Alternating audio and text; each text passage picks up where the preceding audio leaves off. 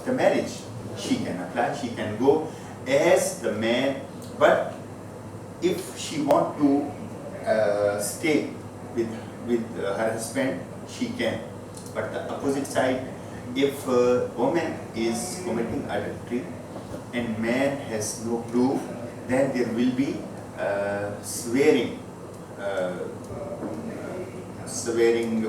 program, you can say.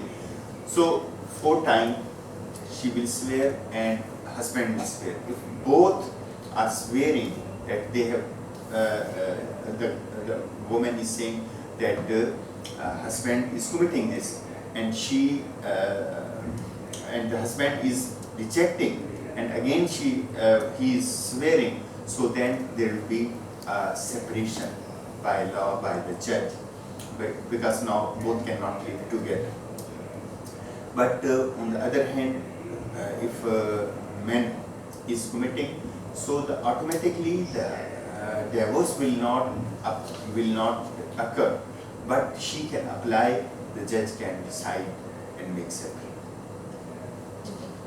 Thank you very much. Any follow-up question on that? Yeah, okay, then before the flood came, Prophet Noah took a pair of animals, of each animal on board of the ark. Did he take a pair of swine? First thing, that taking of the animal on the ark is not mentioned in the Holy Book Qur'an.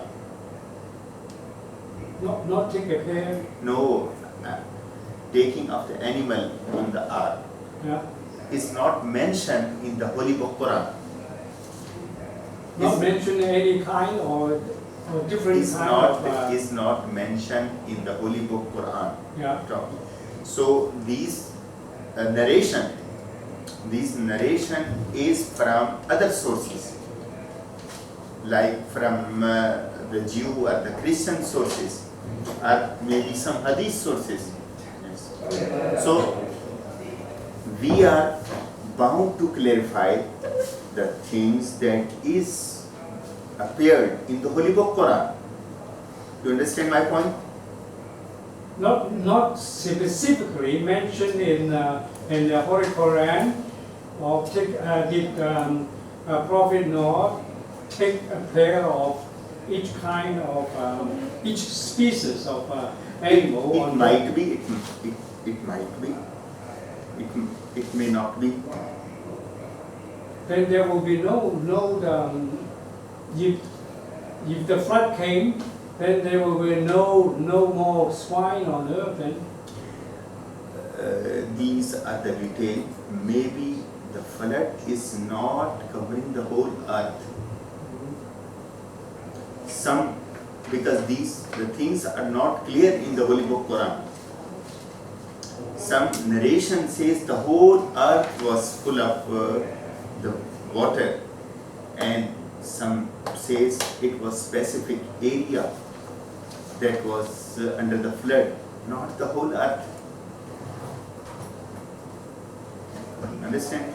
And the second thing, even he has taken the swine, so no problem. Swine is an animal, the creation of God, like any other animal, snake and some other forbidden animal. There are many things. So swine is also the God creation.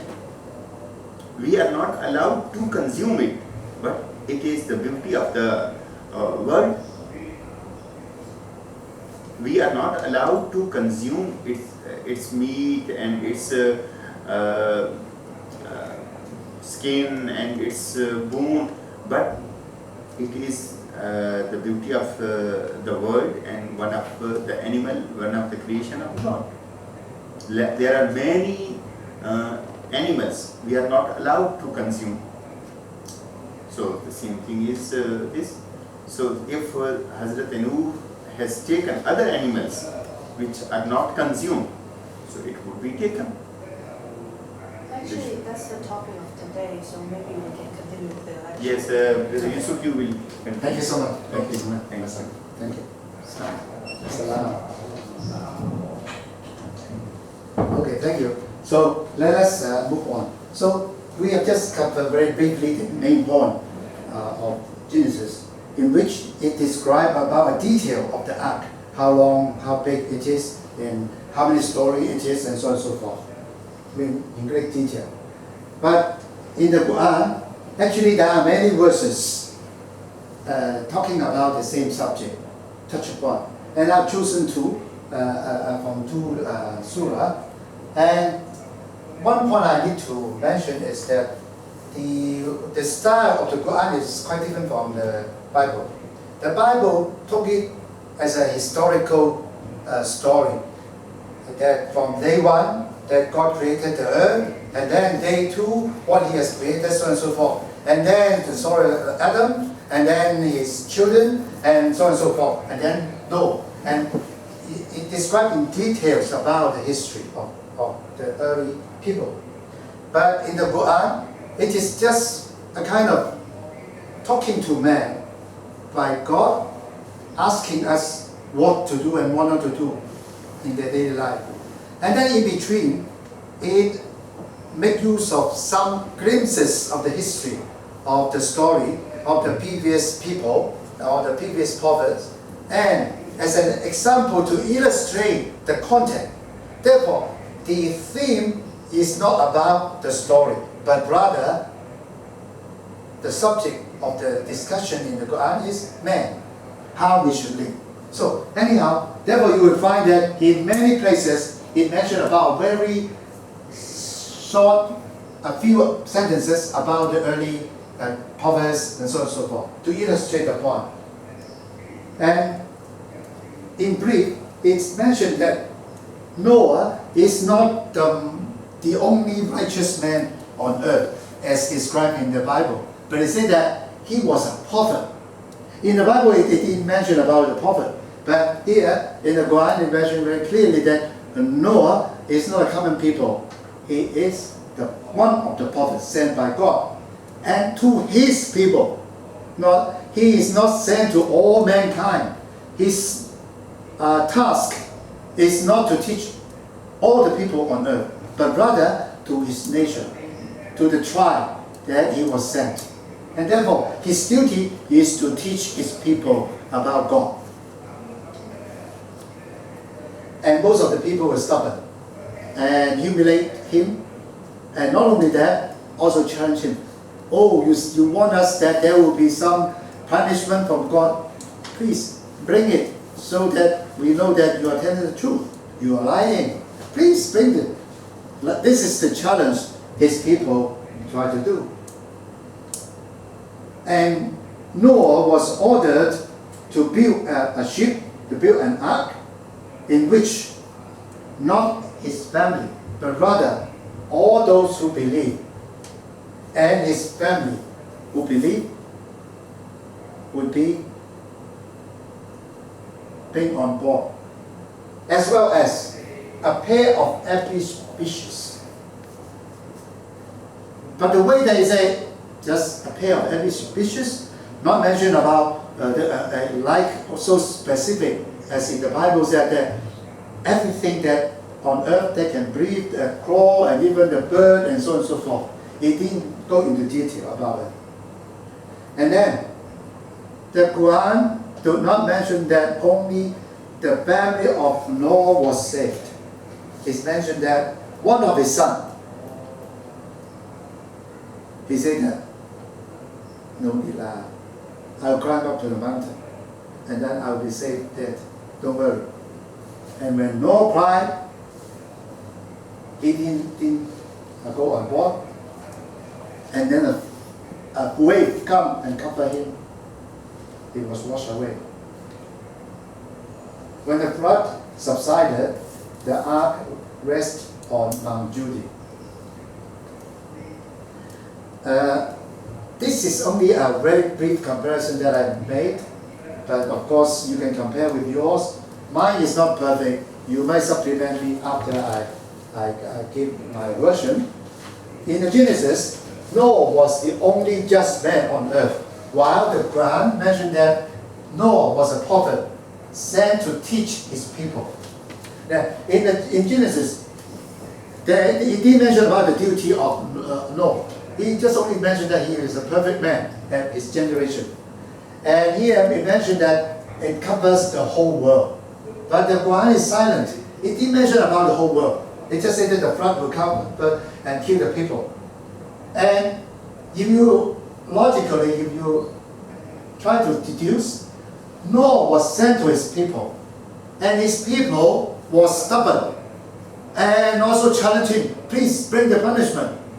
And therefore, God said, okay, you want it, I give you. So, God should be punishing only those who are arrogant, who are stubborn, rather than the whole world, because it's nothing to do with the other part of the world, right? And the mission of Noah was to teach his people, and therefore it's a local problem rather than a universal. You may not agree with me on this point, but unless you have some other evidence to show it otherwise. And the size of the ark was given in detail. And while it did mention, I just mentioned that it is made of wood and nail, and no further detail was given. And here in Genesis, the whole family of Noah was saved, and only his family. But rather here, this family of Noah, except the disbeliever, means one of his sons, and the believers were saved. Genesis, all kinds of living things were on board. And here is a pair of all kinds of animals.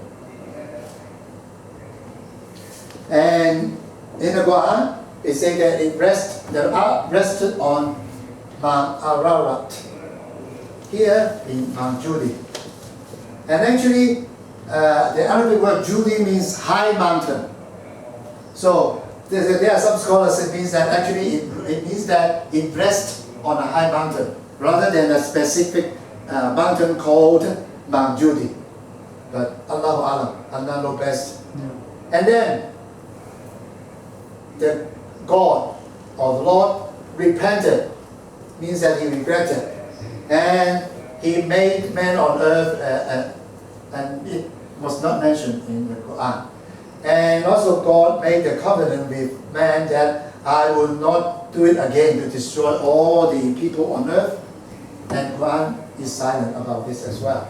And here it mentioned that rainbow was a sign of the covenant.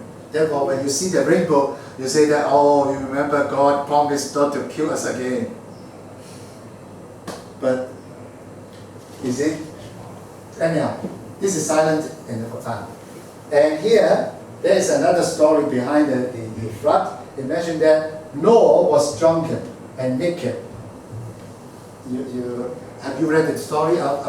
Maybe you haven't come up to that story.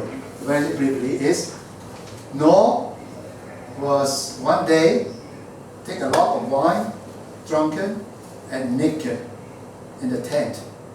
And the youngest son, the third son, come in and see the father naked. A small good boy. What does he do? He come out. He do not know what to handle. So what to do? He tell his brother, father, naked, this and that. Of course, the elder brother is more mature. Therefore, what he did is, he get a big cloak. He, instead of going in and see his father naked, he walked in this way and then cover his father. Okay? Next morning, Noah waking up, find himself naked with something covering himself, and he asks, what happened? What happened? And then he finds out the story. If you are Noah, what will you do? What will be your reaction? Feel shameful, shy. As a father, I was so crazy, right? At least feel shy, or maybe grateful to the son who have done that. But instead, he cursed the youngest son. Why? What is the reason? Because you relay my mistake to other people. Who is the other people? His brother, his elder brother. His intention is not to spread the rumor, not to tell the people on the street, but rather what can be done, right? He do not know how to do it, but instead he was cursed. And in the Bible, actually, if you read and so on, then the younger son's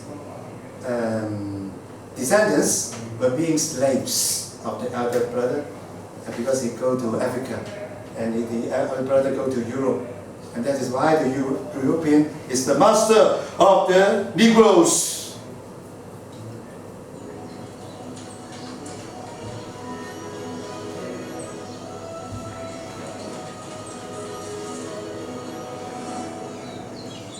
The story of Noah is told in the book of Genesis, in the Bible and the Torah. It's set somewhere in the Middle East about 5,000 years ago. Noah's family includes his wife, his 3 sons, Shem, Ham, and Japheth, and their brides. Noah stands out as a good person, the only virtuous man left in a world that had become filled with corruption and violence. So this film, or part of the film, actually was taken from called Noah's Ark, the real story. It was produced by BBC 10 years ago. He is described as a wine grower, a claim that has an authentic ring to it, as wine was grown in the Middle East as far back as 3000 BC. And this reference also provides a rare insight into Noah's character. After the flood, the Bible says Noah planted the first vineyard, but it also tells us that Noah had a weakness.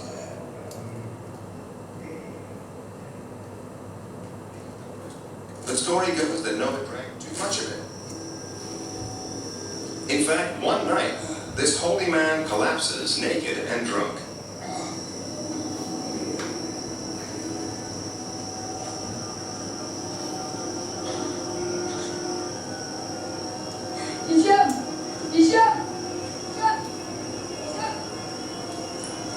Horrified, his sons Ham and Shem covered their father.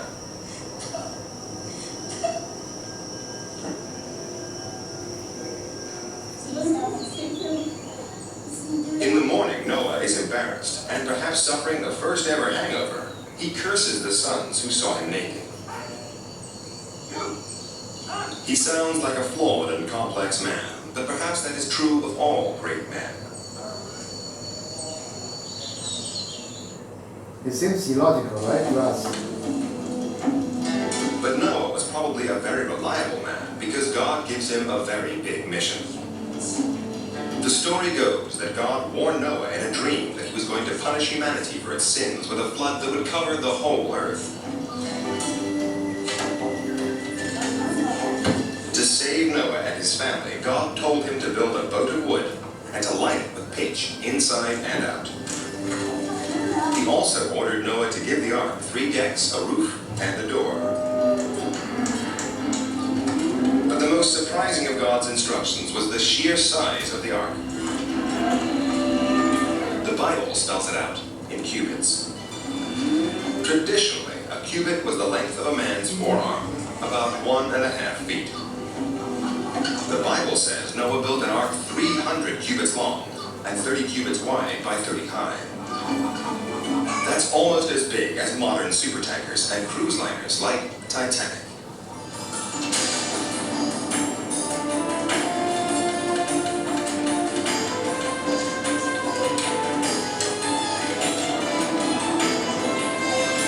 Nearly 450 feet long, it would have been a magnificent sight. Certainly the biggest boat in the ancient world.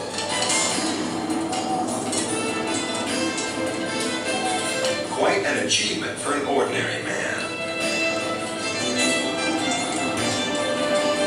Now, the Bible assumes it was possible to build this monster vessel out of wood alone.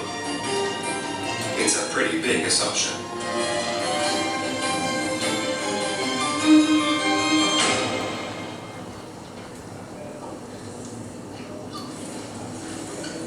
The familiar image from the storybooks and cartoons of our childhood is of a huge wooden ark with the animals marching inside 2 by 2.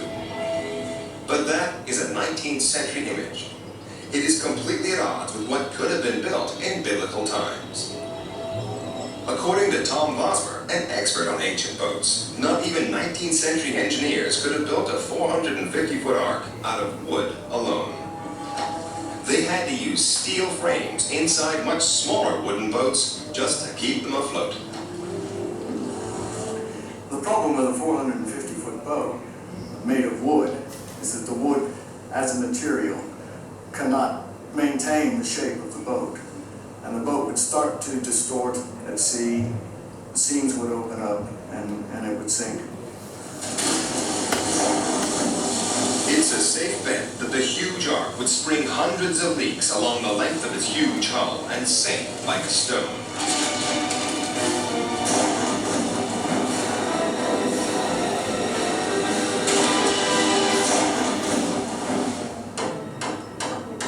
That's not to say Noah didn't build an ark. It's just that it would have been much smaller. Then there's another problem. How could he cram 2 of every different kind of animal into the ark?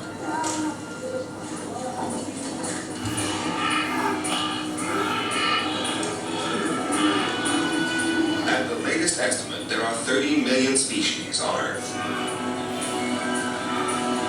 Even with a fleet of arks, Noah would have struggled to fit them all in. And how would he have gotten the animals on board? Did he personally go and fetch them, or did they come to him? It is something Noah would have had to consider, especially since he had a pressing deadline. Noah had just 7 days to find all the animals and get them on board. 30 million species in a week. Noah would have needed to load them at the rate of 50 pairs a second. But if one assumes a more realistic loading rate, then it would have taken Noah at least 30 years.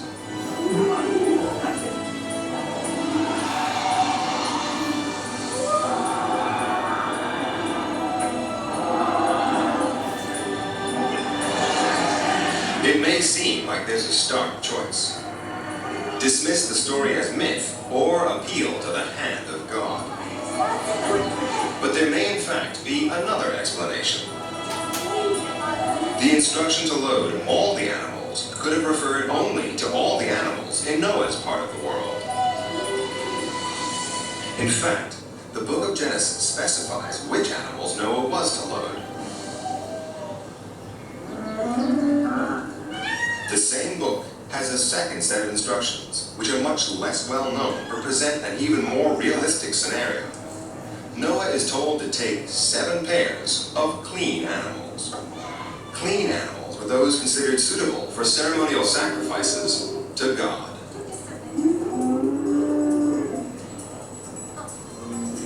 The books of Leviticus and Deuteronomy specify 10 such species, including several types of sheep, antelopes, plus cattle, goats, and deer. 7 pairs of 10 species. That's 140 animals. Then Noah is directed to take a pair of each impure animal and bird. Again, the books of Leviticus and Deuteronomy list 30 or more. They include the pig, the hare, the lizard, the snail, and so on. That's a further 60 animals. Then finally, Noah is told to load 7 pairs of the clean birds, like doves, ducks, and cockerels. Adding all that up, Noah had 260 animals. That's child's play compared to 30 million. Especially if you discount the elephants, kangaroos, and reluctant camels.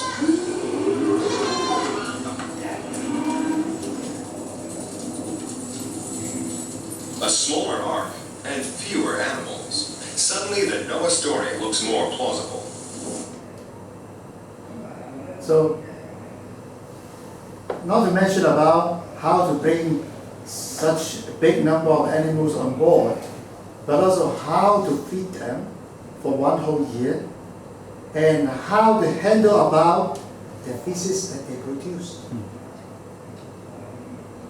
So, in brief, the boat in Genesis, it mentioned that the boat was 450 feet long, and actually need the steel frame to support, which it is absent, and therefore it is impossible, according to the expert. And in 7 days, it has to bring 30 million species on board, which is totally impossible. Therefore, unless it is a miracle. But the next part of the story may be the most far-fetched of all. Noah, the ark, and the animals. It's all meaningless without the worst cataclysm in human history. The flood.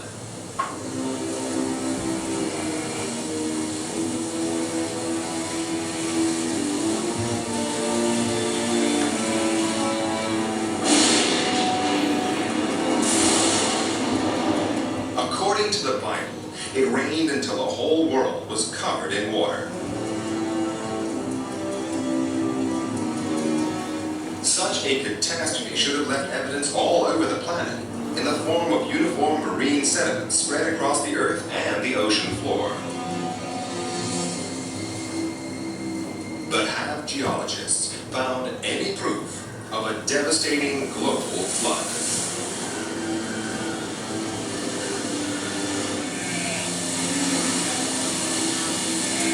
The scientific quest for traces of the biblical global flood that Noah, his family, and the animals in the ark survived actually began more than 150 years ago.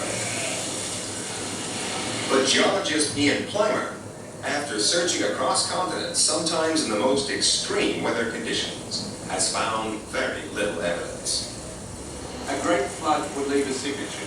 It would be a very, very large signature apparent all over the world. There is no such signature. But there is no evidence. In fact, there is only overwhelming evidence to the contrary. The absence of direct evidence is only one of the problems with the story. The whole idea of a global flood flies in the face of what is known about planet Earth. To flood the entire planet to the top of the Himalayas would take 3 times the volume of water in the oceans. It's hard to imagine where such a deluge could come from. The Bible provides some clues. It says it rained for 40 days and 40 nights. But even non-stop, that's not enough. We know how much water we've got in the oceans. We know how much water is in the polar ice caps.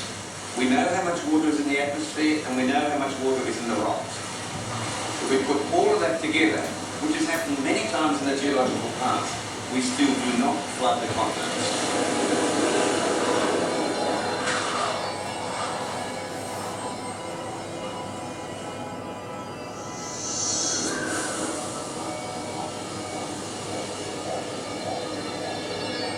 If rainfall couldn't deliver enough water, what could? The Bible offers one more possibility. Deep springs. The book of Genesis says all the springs of the great deep broke through. Could the great flood have gushed out of the center of the earth?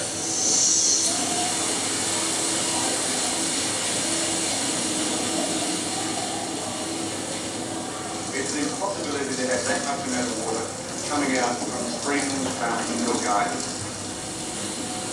If all of that water was in the earth and in the crust, then well before it had been released as geysers, the crust would have been quicksand. You couldn't have walked. Even if the flood had been caused by a miracle, Noah, his family, and the animals would have faced further problems. The amount of water flooding the surface of the planet would have changed the Earth's atmosphere.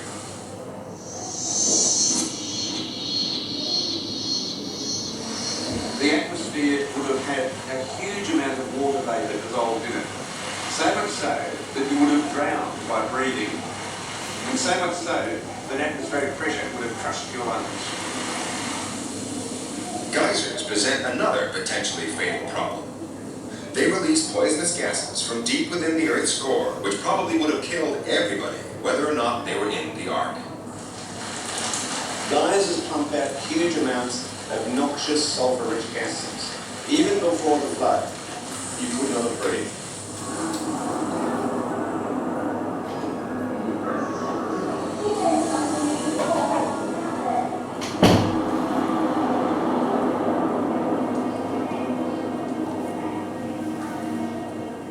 If nothing on Earth could cause the flood, how about something from space?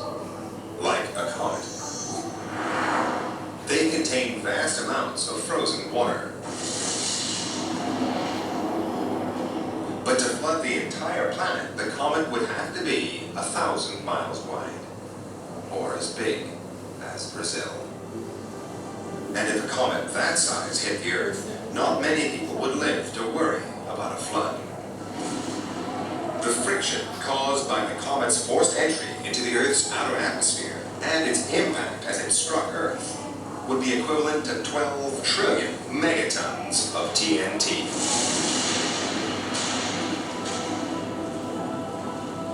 The biggest explosion of all time. Comets carry water. They are dirty ice. As they come into the atmosphere, they explode. There are massive shock waves. Massive areas of forest wiped out. Huge extinctions of life from a comet. The comet's devastating impact would force the temperature of the atmosphere to rise to 12,000 degrees Fahrenheit.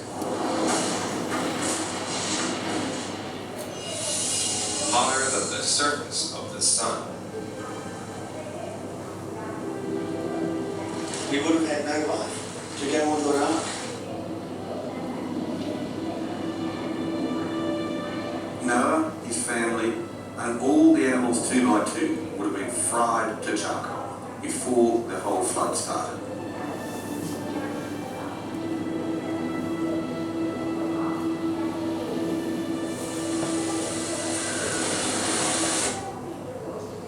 So, with the analysis of the scientists, the issue of the global flood is quite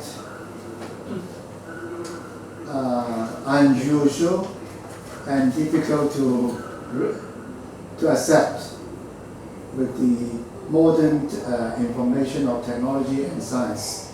If this is a global flood, cover the whole world, then the seabed would be just like sand. If there's a global flood, you will find some kind of sediments or over the world, but you do not find it. And if you need to cover the whole world, you need to have 3 times water, as much as you have in the seabed or in the ocean nowadays. Meaning that on Earth, the amount of water needs to be increased by 3 times. And if water plus ice plus water fountain, then if there's so much water cover the world, then the atmosphere will have much more water vapor than now. And when you breathe into it, you will have a lot of water into your lung, which your lung will be drunken, means that you will die. You cannot breathe. There will not be any exchange of air. And therefore, also the pressure will crush our lung too. Therefore, that is quite impossible. And another discussion is, if the spring